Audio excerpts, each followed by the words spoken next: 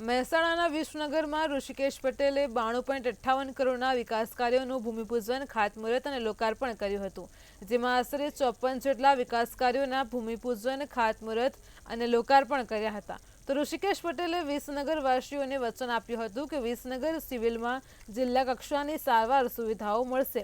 તેમણે ઉમેર્યું કે બાયપાસની મંજૂરી ટૂંક સમયમાં મળશે તેમજ ખેડૂતોને ₹65 કરોડ જેટલી રકમ જમીન વળતર રૂપે આપવામાં આવશે.